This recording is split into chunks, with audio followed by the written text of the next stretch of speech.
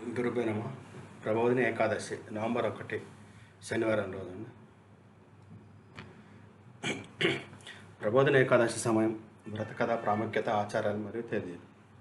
ప్రబోధిని ఏకాదశి అనేది హిందువులు ఆచరించే ముఖ్యమైన ఏకాదశి వ్రతాల్లో ఒకటి.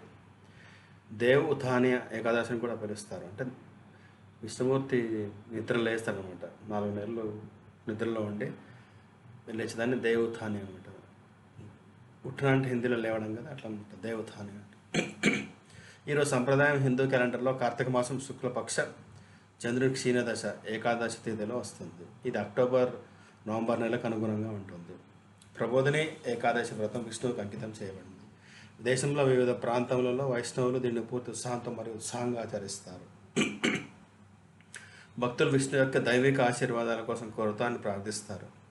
ప్రబోధిని ఏకాదశి నవంబర్ 1 శనివారం నాడు వస్తుంది. ఏకాదశి తిథి సమయం నవంబర్ 1 9:12 ఉదయం నుంచి నవంబర్ 2 7:32 నెక్స్ట్ డే వరకు ఉంటుంది అనమాట.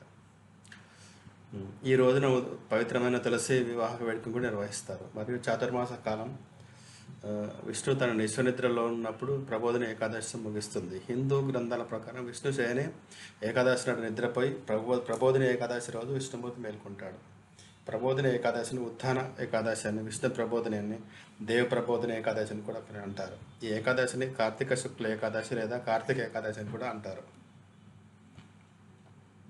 ప్రబోధిని ఏకాదశిలో ఆచారాలు. ప్రబోధిని ఏకాదశి నాడు పవిత్ర నదులు లేదా నీటి వనరుల్లో స్నానం చేయడం శుద్ధ మరియు పుణ్యప్రదంగా పరిగణించబడుతుంది. ఈ రోజున మతపరమైన స్నానం చేయడం హిందూ తీర్థయాత్రలో స్నానం చేయడం కంటే ఎక్కువ ప్రయోజనకరంగా ఉంటుంది. అందుకే వ్రతాన్ని ఆచరించు సూర్యోదయానికి ముందే లేచి స్నానం చేయండి. ప్రబోధిని ఏకాదశి నాడు భక్తులు ఉపవాసం ఉంటారు. వారు రోజంతా తినకుండా నీళ్లు కూడా తాగకుండా గడుపుతారు.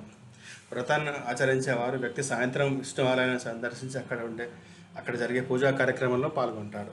దేవ ఉత్థాన ఏకాదశి రోజున పూజాస్థలంపై విష్ణు చిత్రాన్ని గీస్తారు. కొన్ని ప్రదేశాల్లో గీసిన చిత్రంపై భగవంతుని నిద్ర ప్రతీకగా ఇత్తడి ప్రదేశంలో కప్పబడి ఉంటుంది.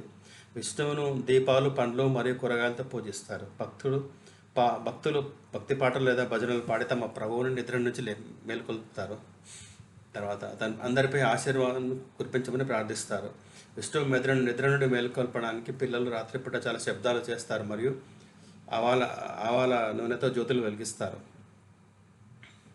ఈ రోజున విష్ణువు తులసిదేవిని వివాహం చేసుకుంటారు మరియు ఈ వేడుకను తులసి వివాహం అని పిలుస్తారు. కొన్ని సందర్భాల్లో ఈ వేడుక ప్రబోధిని ఏకాదశి తర్వాత రోజు కూడా జరుగుతుంది.